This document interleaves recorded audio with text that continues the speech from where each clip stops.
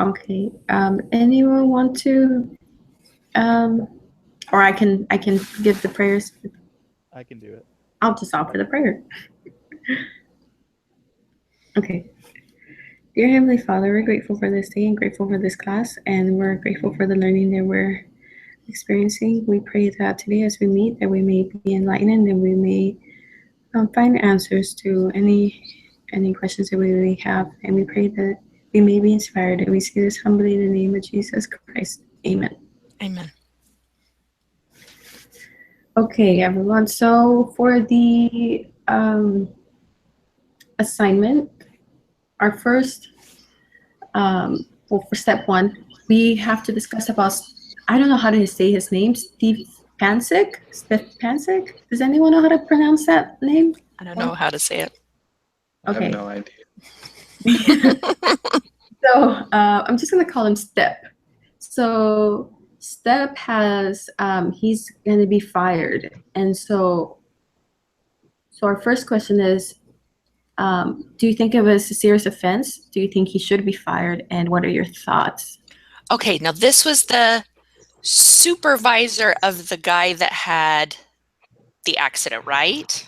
Exactly. Yes. Okay. This is a tough call because I can understand they want to really take a hard line on safety issues and really show that it's important.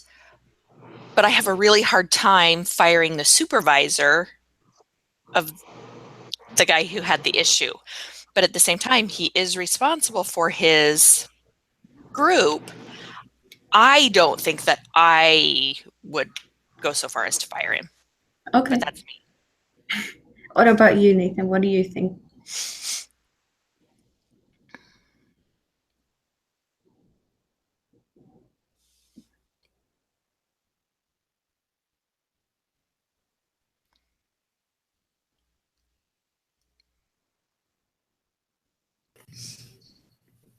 Hey. Hey.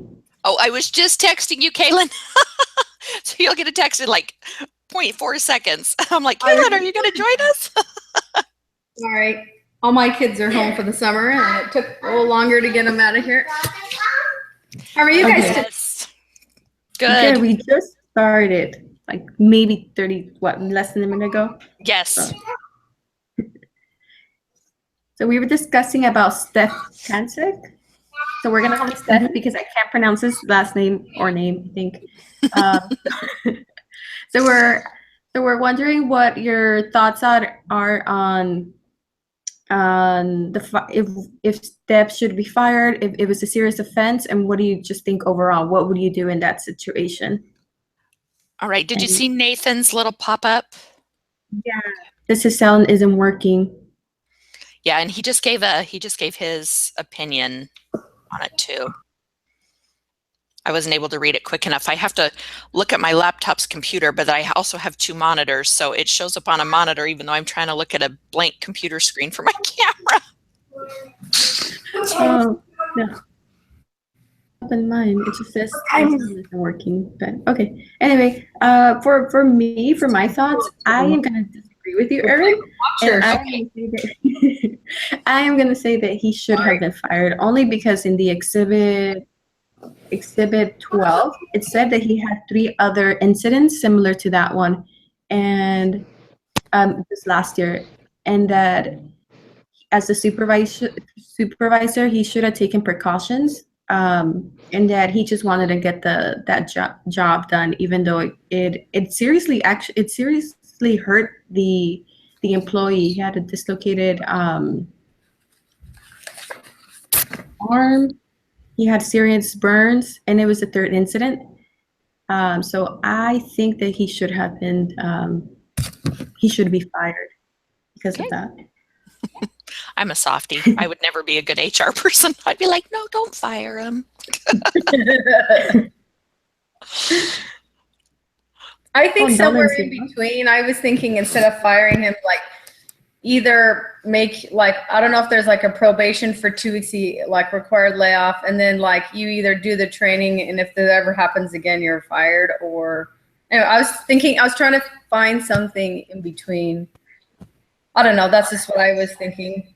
If he's an asset to the company, and it says the supervisors in there give in to the workers. It sounds like the workers are whiny and they think they're tough guys and they think that my grandpa has this scar, you know. I don't know. Mandatory training and time off, and then if it ever happens again, know that he'll be fired, you know. I don't know. Okay. Nathan, is your sound working yet? Let's see. I hope so. You're back. Oh, we can hear you. We can Okay. hear you now.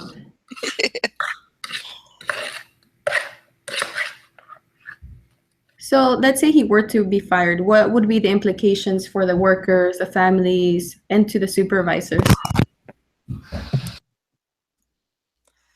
I think it would send a think strong it could. message, but I don't know. It's so hard, especially when you're talking about somebody's livelihood, somebody who's taking care of a family. That's a hard thing to do. It is. Nathan, you were saying something? Oh, I think it could put everybody on a little bit of an edge that if there is a mistake, someone will get fired. So it could have a wrong effect. Okay. Am I the only one I'm like, just fire the guy? Oh. Oh. Okay, so let's move on into safety issues. Do you see potential issues, hazards in the plant? I see a lot, but I don't know.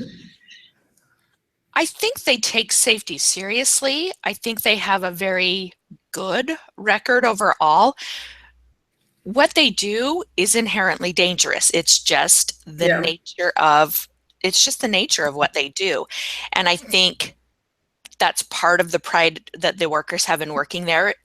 And they are tough guys, and it's part of their, you know, their family and their town's culture to be a part of this. I do think they take safety seriously. There could probably be some more improvements made, but I don't think they're purposely dangerous either. Does that make sense? I felt the same way as you. I felt like they take it very serious, and especially because they're statistically much lower than the average. I felt like about half, but what they're doing is just they're working with heavy metal and melting and all those things. I think the biggest problem is supervisors giving in to the whininess, and the workers need to get trained and say, if you guys whine, you're out. That's what I think. You know, quit giving the supervisors garbage. That's what I think. I am going to agree because the statistically, they are doing better overall than, you know, a lot of the other companies. But I also think that there are a lot of, like, what they're doing is good, and I think they could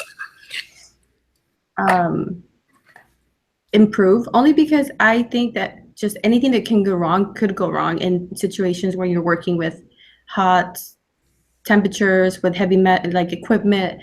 I think that they could do more. I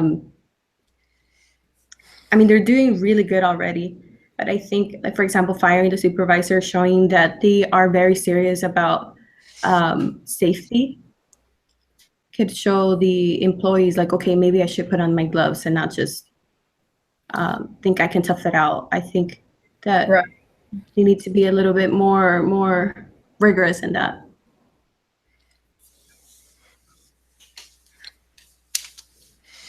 Okay, so we're gonna go into the data of the case, and so we're gonna, let's see, how many are we? There's one. So we're gonna go into 3 groups. So Nolan and Nathan, you can go into group 3. And I did that backwards, but okay, group 3. And then Connie, you can, well, you and I will be in group 2, and then Aaron and Kaylin will be in group 1. And so Okay.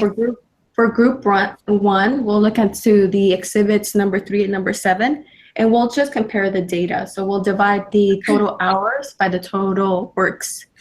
And we'll compare that data from 3 and 7. So Let me see here. So I'm comparing the data from Exhibit 1 with Aaron. Exhibit 3 and 7. 3 and 7. And so what we'll do is divide the total hours, so the number for each period, and then let's see how many periods. So from 1987 to 1991. We'll divide that by the works total and also by the same period. And we'll get our productivity number. Okay, so we're taking the works total and dividing it by the total works average. Let me look at the exhibit.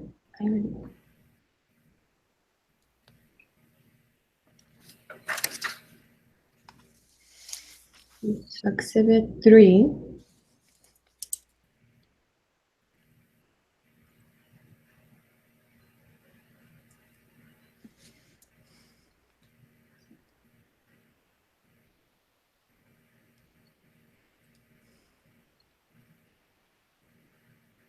Yes, so take the total hours. So we have for 1987, we have 7,400. Okay. And divide that by the works total, which is 185.4. And you should get a productivity of 39.9, so about 40.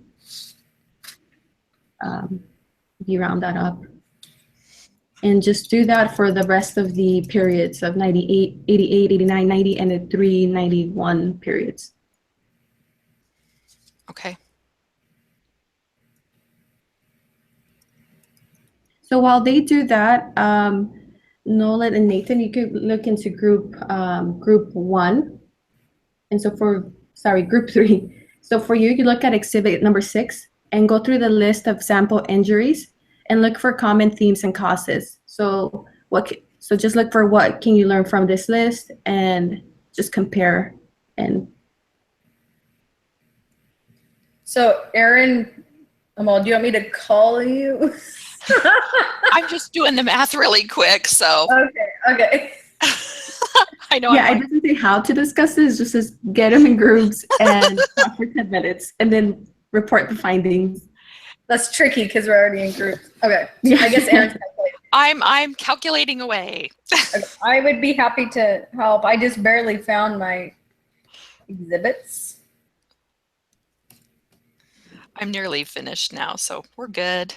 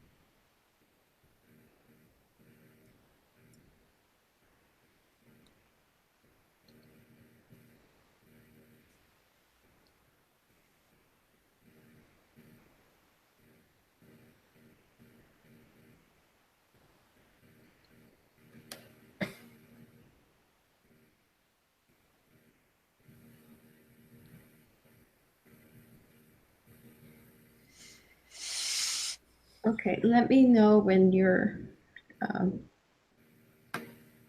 ready. I'm ready. Okay, go ahead, Erin. So what did you find for what happens to the number as safety increases?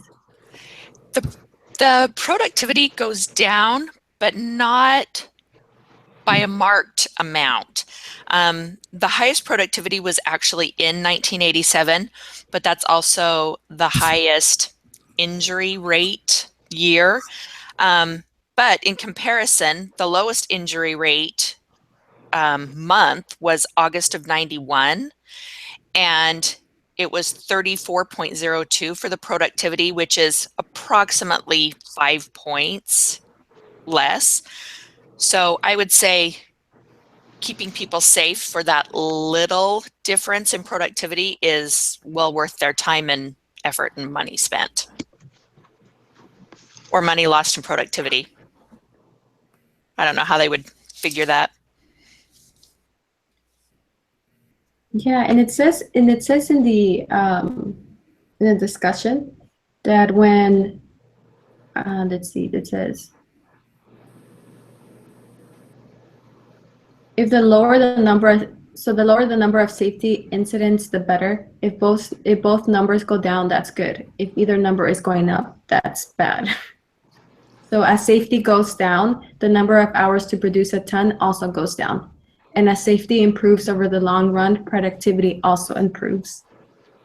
Okay, so the lower productivity numbers are better, not the higher productivity numbers. Yes. Okay, well then, as the safety increases, so does the productivity. So it obviously is a good thing. And I think that's yes, and I think that's like, I mean, it correlates with like, so a lot of them were saying, oh no, we're gonna be slowed down if we decrease the speed of from 15 to 4 miles an hour. We're gonna be backed up, but then you see the numbers, and as they are safer, they're producing about or a few, or a little bit more. They are, yeah. That argument doesn't really stand. I agreed with you. Any think I thoughts remember. on that? Yeah, I remember reading that too, that the safety is worth the expense.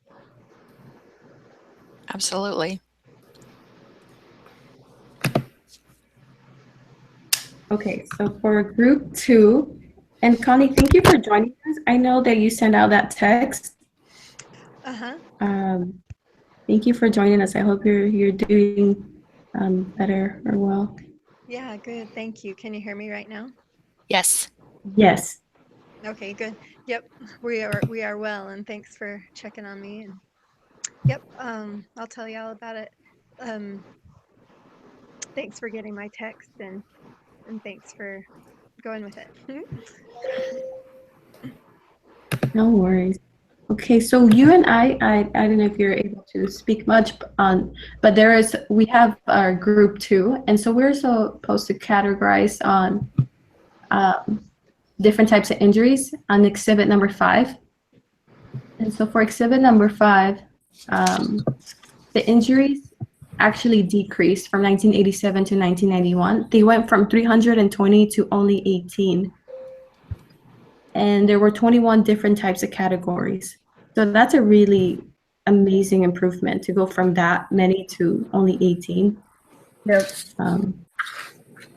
So they're doing something right.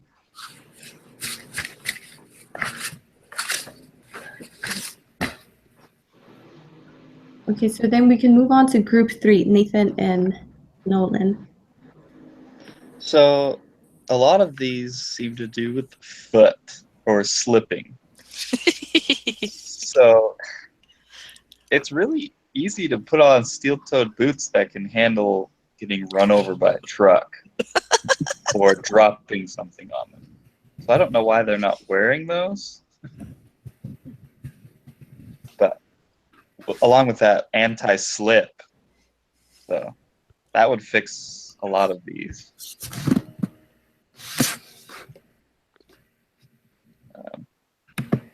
And also, people keep burning their hands and arms. I don't know if there's some glove they can wear, like a welder glove, that would keep them from bumping into stuff, but that would help too.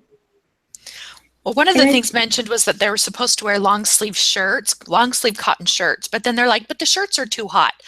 I would rather be a little too hot than have Yeah. a burn on my arm. Yeah. And they just seem so stuck in their ways, so stuck in their, like Kaylin said, like, oh, we're strong men, our fathers did this, a little burn is nothing, and they're just not even thinking about, they're so, prideful in that way. I totally agree. Of course, you agreed with me, so I agreed back. We're all just agreeing. Yeah. That's good. Okay, so Lex, any thoughts on the other, if you were not in group one, any thoughts on just the findings that we have for this case?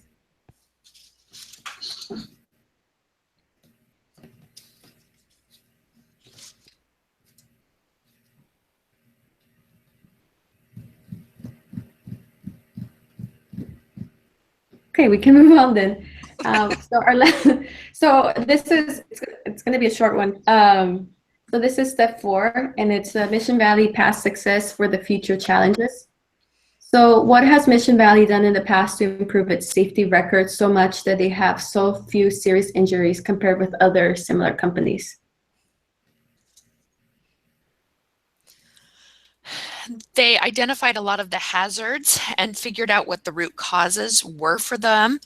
And then they were able to make changes in their procedures and their methods and the various things to really decrease safety equipment that they're supposed to wear. There's all sorts of things. They've taken a very broad look at it and drilled down to the specifics of what are causing the accidents to stop them. They've had a dramatic decrease. I liked how, for the most part, they seem to take safety ahead of time. Like they try to foresee instead of just waiting until, something terrible happens. For the most part, I've noticed they do pretty good. Yeah. Proactive people. So how can we change those people who don't want to wear the gloves, who don't want to change their behavior? Because how can we convince them to wear those gloves, to stop thinking about the past? How can we convince them to change that mentality? Any ideas? Well, the motivating notes from the motivating section of our lesson this week talks about getting rid of the 5 rebellious % that really resists stuff. And so that was an example, but you could also say this is part of the job. If you're not willing to do that, then you may want to look for other work. Not in a mean way, but really, if people are saying it's stupid, it's gonna reflect on other people.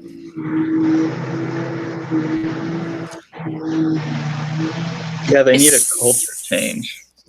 Yeah. It needs to be a non-negotiable thing. Mm-hmm. If they're not willing to do it, that is part of the job. And if you're not willing to do it, you don't have a job, it sounds like. I agree. Definitely. So what can we learn from the wedding ring experience, and the speed limit of the forklift?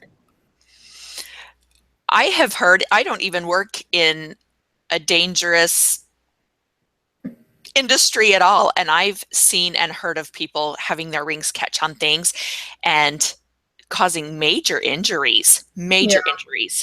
And so I can understand why that's a hard and fast rule there. And you know what?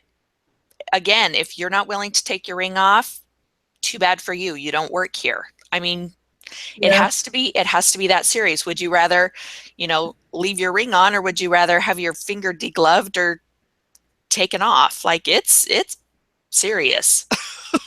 Yeah. And this is kind of on the same topic, but slightly different. They have silicone rings now that are like stretchy plastic, kind of like those cancer awareness bracelets and whatnot, but they've got rings.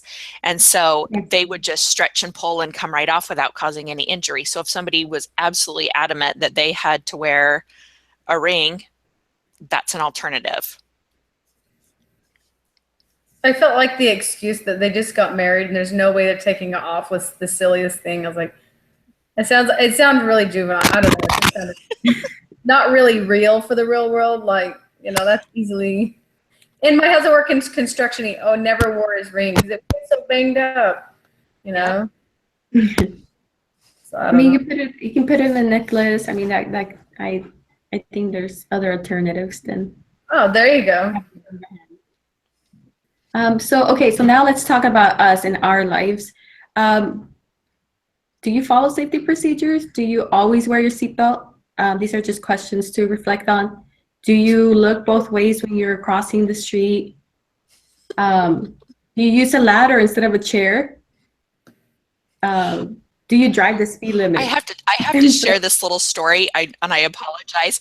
I've got a friend who's one of her children is high functioning but autistic, and she decided that the chandelier in their front entryway was dirty and that needed cleaned. And so while everybody was asleep on a Saturday morning or Sunday morning, she dragged one of the bar stools in there and stacked books on the bar stool and climbed up so that she could reach their entryway light, and had taken one of the globes, one of the things off their entryway light, and cleaned and washed it. And it's like, oh my goodness, she's so lucky she didn't fall down and crash her head and die.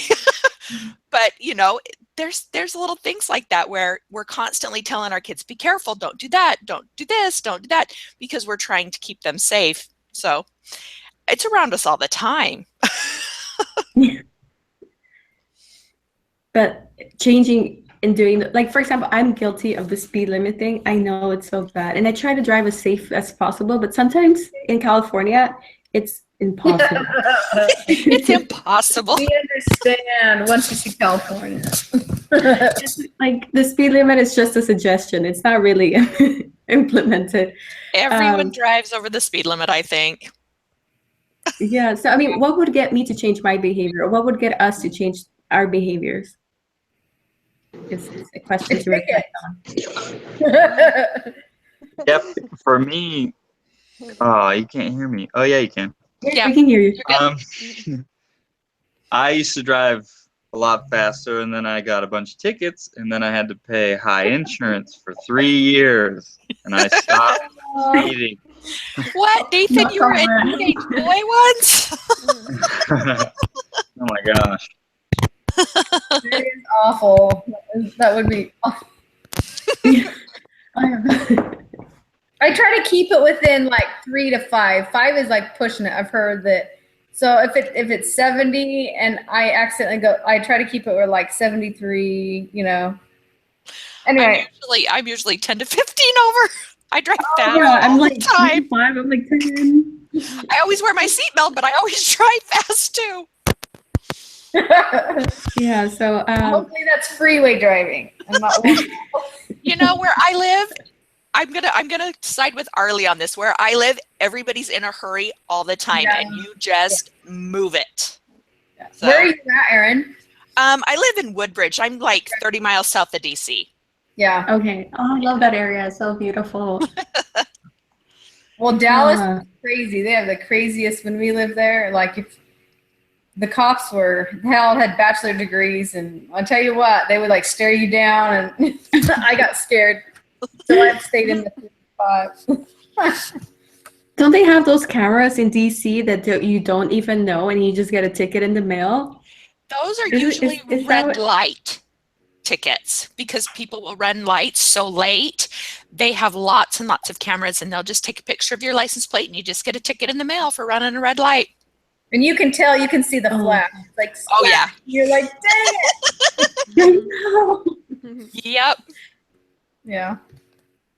Okay, well, just reflect on safety issues and what do better. Can do to change those here. Yeah, I'd like to weigh in on the seatbelt thing. Like with having children, if I'm going to expect them to wear seatbelts because I want them to be safe, then I need to make sure that I'm wearing my seatbelt so that they learn from me, because it's that do as I do, not do as I say thing. And I think that with leadership and administration, when the workers see the administration following regulation, then workers are more likely to follow protocol and do things right themselves. It's a universal respect, and so that there's improvement that comes there when it comes to good leadership, which has to do with the human, I Very agree. you know, You are right on. citizenship. Yeah. Yep. Cool. Thanks. Completely agreed. We people do look at us. We are, um, you know, what we do is often seen by others. I agree. Okay, so moving on to the Linda in her plan in 1992.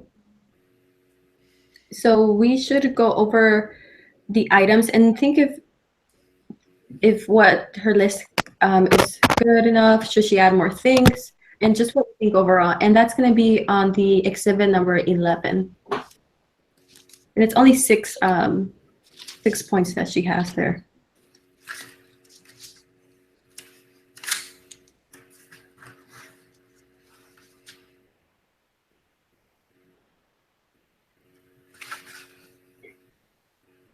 So which of the 6 do you think could help the company reach its goal? So we have monitor complete implementation, conduct stage training, a biweekly newsletter, safety recognition program, and meeting with superintendents on a monthly review. Were you asking us, Arlie, which ones we think are the most important? Or yes, or which ones could help reach the company's the goal, the safety goal? Cool. And if there's any other ones that may be missing in this. I think 1 and 2 are the very most important, because you can do the Plan. rest of them, but if you don't have 1 and 2 in order, then the rest of them don't matter as much. Like, you can try to recognize people, but they're not, if it's not within complete recommendations, then it doesn't, then maybe they're doing 90% of it, versus if there's monitoring, there's reporting, if there's are going on, then everything else will follow suit. So I think it's 1 and 2. Okay, thank you. What else do some of you think? Oh, Nolan's here. He's been Briefly. here. Yeah, he's been here.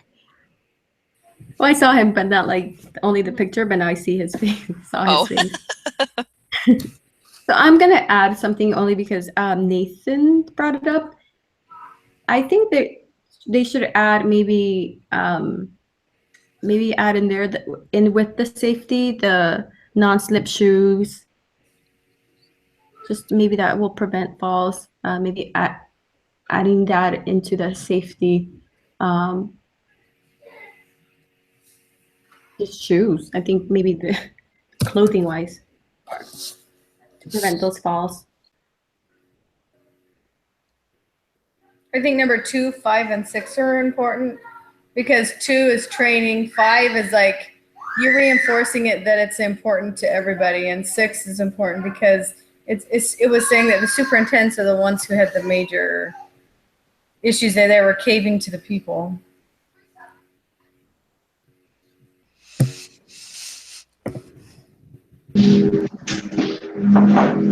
Yeah, I agree. I like 6. I think constant communication would be beneficial.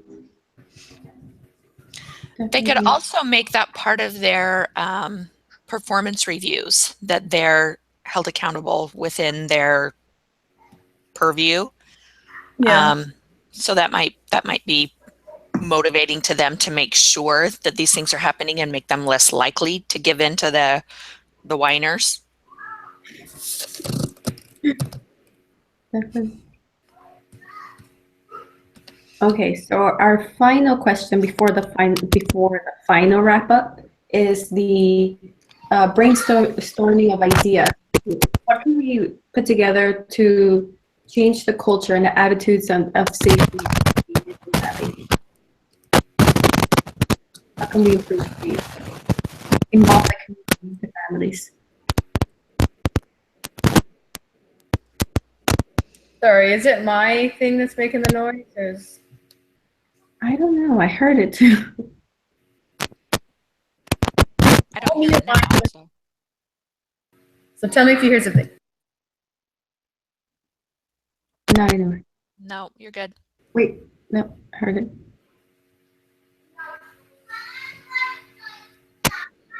It's okay. Sorry. All right, so what can we do to change the culture? And I think we talked a little bit on, well, we did talk about it, but anything that we can do to involve the families, maybe, I don't know actually what the question means, but it says, how could, what, so almost everyone in the whole town works at Mission Valley. So how can we involve them and improve the safety of the company?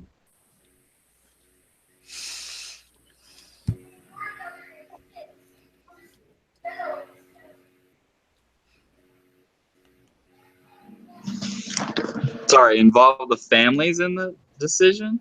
Yeah, since most of the town works at Mission Valley, so how can we change the culture and the attitudes about safety if we involve the family, let's say?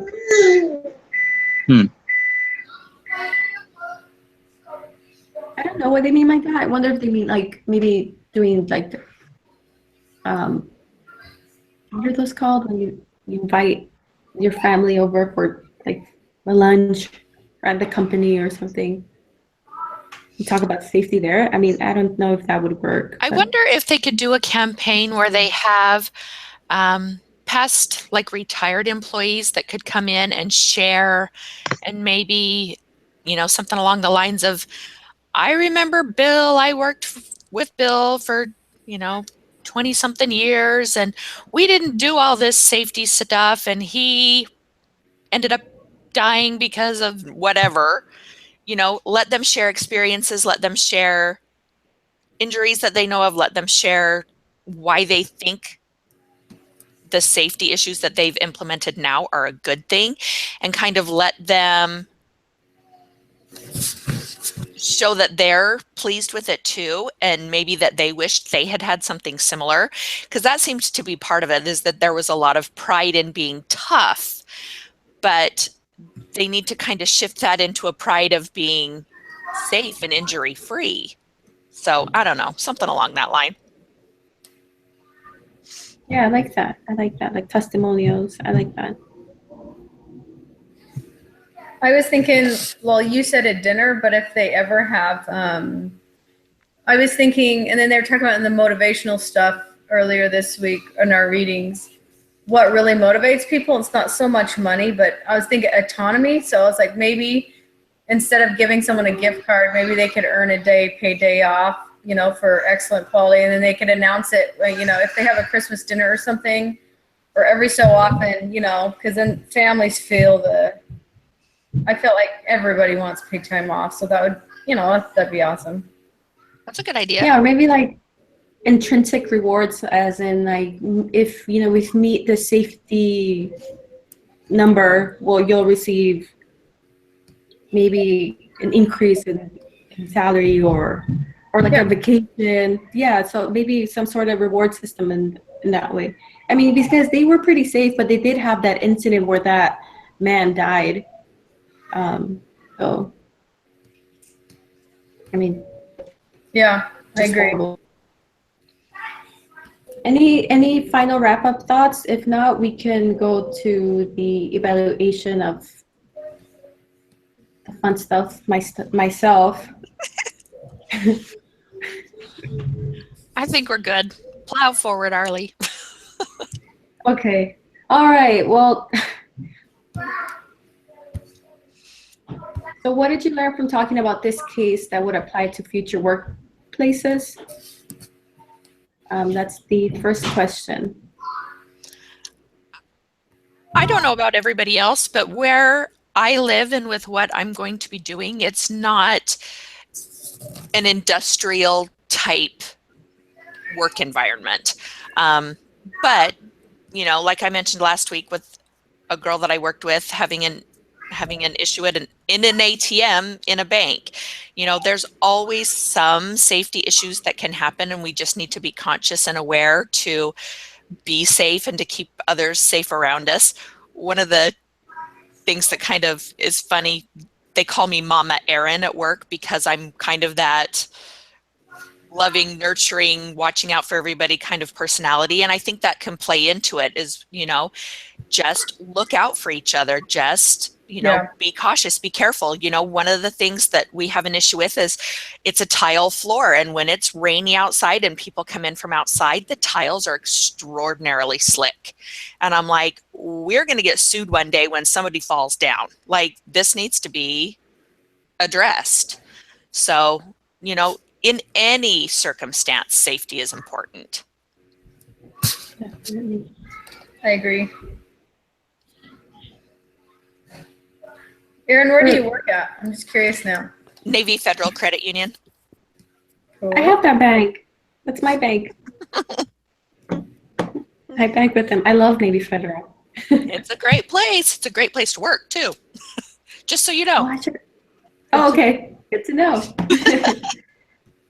Well, for me, I think so. Back to the case, and I work in kitchen environment where we have like slicers, which are very dangerous. I mean, Yeah.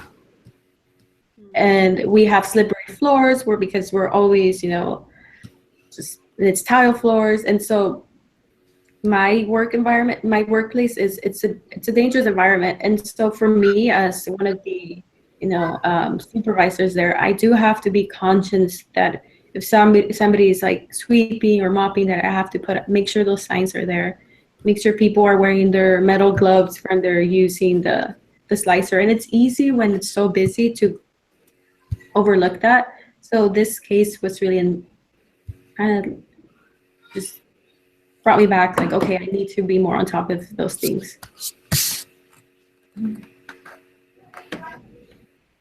So finally, what was the overall quality of this discussion, 0 to 10? It was great. You did awesome. It's a good one. It's a 10. I 9 think to Yep. 10 for sure. Yeah, really good leader. Definitely. So what did you like and what could we do better next time?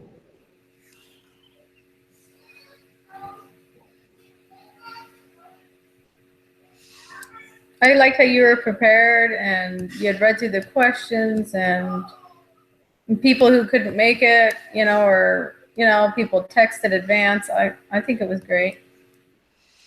I appreciate our group. I feel like we're all willing to put forth effort. I think we're all conscientious of each other. I think we're a good group, and I'm thankful for you guys. Me I feel too. the same way. It's neat. I've been in groups before where you wonder where if someone dropped the class or something like that, you know, and Yeah. Because so you never it's- see them. right, and you wonder how it turned out. But also too, there's been groups where half of the group or 2/3 of the group carries a really big part of the load the whole time, and so I appreciate the exchange. It's Yeah. neat to know that everybody's there and that we all make an effort. Thanks. And Arlie, good job leading. This was really cool because you went from point to point and it was efficient and we were all able to give input. I felt like it was a great discussion. I learned a lot. A lot crossed my mind and you know you want to implement it into life and school and work and everything. So it's really good. Thank you, Connie, and thank you everyone for bearing with me. I know that leading with it's not the easiest for me, and so I'm learning a lot as I go. So thank you guys for being patient with me, and thank you, Nathan, for that. Well, You were great.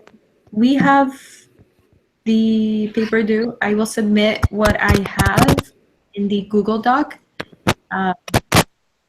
And yeah, unless anyone else, Aaron, do you have anything about, or Nathan, it's your paper, anything you'd like for us to do? Anything for the discussion next week? I don't know who that will be. I leave the discussion next week, and Okay. I'll be in touch on that. Okay. So, Nathan, I just emailed it to you. Is that okay? To your BYU? Yeah, that's fine. Okay. Just making sure I didn't Google Doc it or anything. Okay. Yeah, I'll get it all put together. Nathan, by what date would you like for? What would be the latest, I guess, to submit that to you? Like Wednesday night, Thursday morning. So Okay. tomorrow or Okay, I'll submit it tomorrow then. okay. Aaron, we can't hear you. We talked about having it tomorrow. Did that work? Yeah. Yes. Yeah. So I plan on having Okay, mine to so you without further 3-ish. So Okay. Okay, perfect. All right, well, without further ado, I will see you guys next week. thank you so much. Thank you for the meeting. Have a good week, everybody.